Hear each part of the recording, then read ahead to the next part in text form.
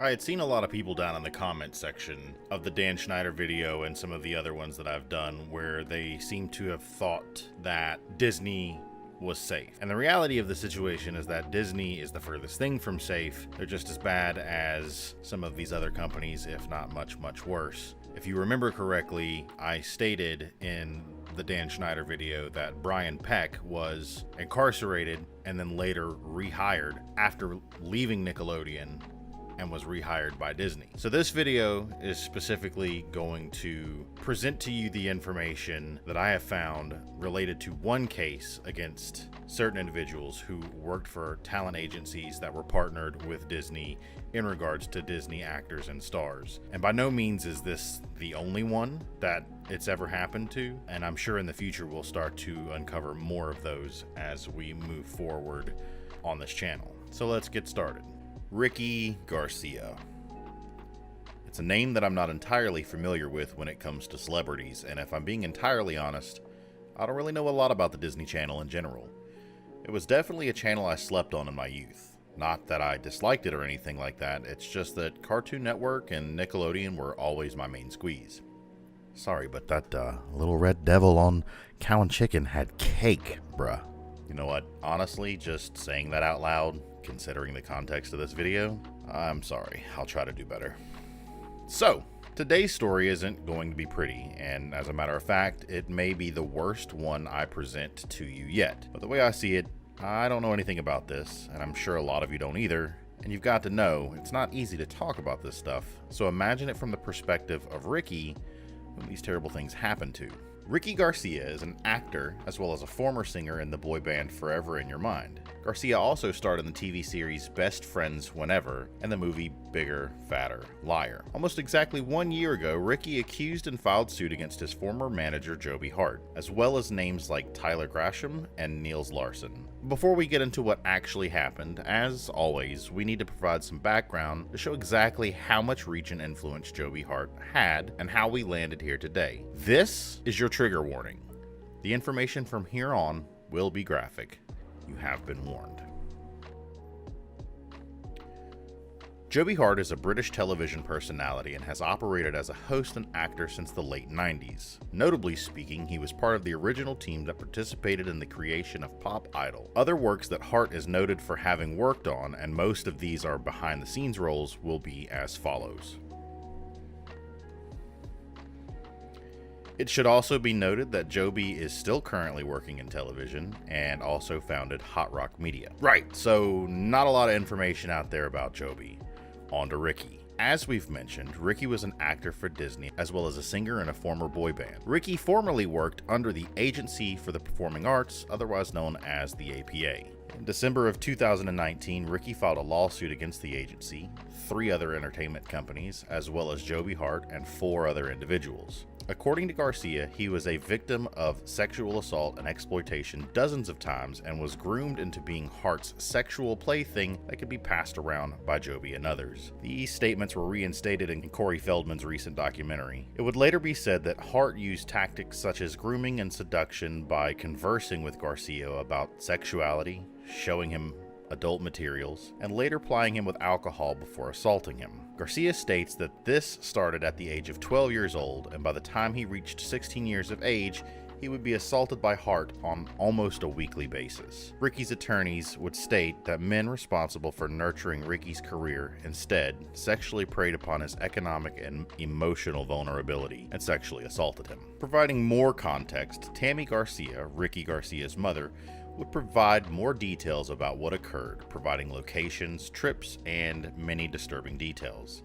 This is your second warning. Turn away now if you feel that this information may be too sensitive for you. Tammy would open by stating that the first time Ricky was assaulted by Harte and his associates was during a trip to Catalina Island. The statement reads as follows. Not long after arriving in Los Angeles, Ricky teamed up with Emery Kelly and Liam Attridge to form the boy band Forever in Your Mind. Shortly thereafter, during an overnight songwriting trip, which was strictly no parents allowed, Ricky and his bandmates were taken to Catalina Island by Joby Harte and several songwriters, all of which were adults. Once there, the young teens were plied with alcohol alcohol including scotch, tequila, vodka, and champagne, purchased and served by Joby and other adults. Ricky and Emery both drank to excess, to the point of being sick, after which Joby undressed and bathed Ricky, then Ricky blacked out. Ricky woke up the next morning naked in bed with Joby, having no memory of what happened. This began a pattern that would go on multiple times per week for 4 years, steadily progressing to include all forms of sexual,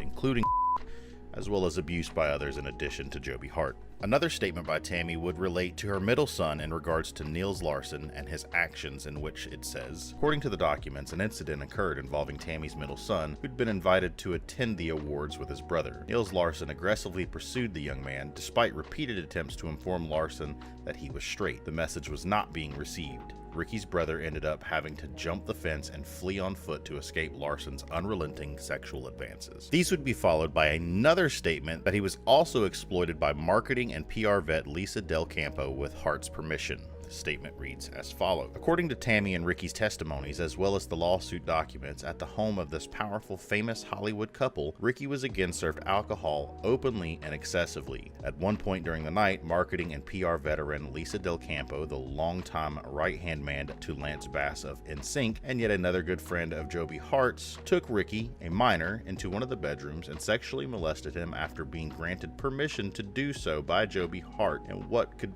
only conclude to nothing less than child trafficking. This was once again followed by further allegations that Sarah Espiritu, who worked for Disney Studios, cultivated a sexual relationship with Ricky. When brought to Disney's attention, they attempted to cover it up. The statement reads, Disney was made aware that their adult employee was having a sexual relationship with their talent Ricky Garcia, a minor, as Joby Harte discussed the matter with Hollywood Records senior marketing manager Michelle Alexander. However, not only did no one tell Ricky's mother Tammy, but the Disney talent relations employee was not investigated for having sex with a minor, nor was she fired from the supposedly family-friendly behemoth. The Disney Corporation handled the situation by transferring Miss Espiritu out of the talent relations to another department within the company. Ricky would eventually confront Harte about the years of abuse and misconduct, only to be met with Joby exclaiming to Ricky that he had secured a new tour to promote his band's second album. This was later described by Harte's former assistant Ali Bull as a clear manipulation attempt by Joby to make it hard for Ricky to escape. Bull would later inform Ricky's mother, Tammy, about the abuse that was occurring. Tammy would meet with Harte in what she described as a major life regret due to attempting to settle matters privately instead of involving law enforcement. Ricky himself would eventually take matters to the Los Angeles Police Department. Unfortunately, the public department failed to question Harte, and the district attorney office claimed that there wasn't enough evidence to support his claims. The case would be dropped.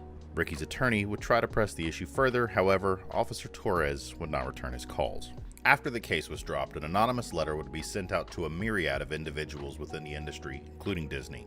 The letter reads as follows. This letter is being sent out to you out of great concern for young actors and musicians who are doing business with Joby Harte, a talent manager from the partnership LA with whom you may do business with. Joby Harte has sexually molested one of his clients, a young Disney talent, and a musician. During the years, the boy was about 14 to 18 years old. Though an official report was filed, unfortunately due to the lack of corroborating evidence, official criminal charges could not be filed by the LA County District Attorney. In this time that many young people are coming forward, this travesty is being swept under the rug due to lack of evidence or witnesses that refuse to come forward. This boy had nothing to gain and everything to lose by bravely coming forward. There are currently a number of young actors and musicians that are working for you or have worked for you and are represented by Joby Harte. By continuing to work with him, you are putting young people in the company of a If something were to happen to another person after you have knowledge, was continuing to work with Joby Harte worth it? This may not be the best way to share this unfortunate information with you. However, it is necessary that you are made aware and have the opportunity to take action. Sadly, for reasons of protection, I must remain anonymous, but I hope that you take this as serious as many of us have. Regards, concerned parties. I leave this up to you. What are your thoughts? Leave them down in the comments below. If you're new to the channel, consider subscribing. Make sure to click that bell icon with notifications turned on so that you get notified every time I post a new video to the channel. Leave a thumbs up if you liked this video or a thumbs down if you didn't. And as always, my social media accounts are listed below, as well as my Patreon and my Twitch link. I usually stream Saturday nights, 10 p.m. Eastern Standard Time. It's a chance to interact with me on a different platform and a different type of content. I'd really appreciate it if you guys could make it over there. Thank you guys for watching, and I'll catch you in the next video. Attraction and now that it's been a bit, 'cause I've been so long, so long.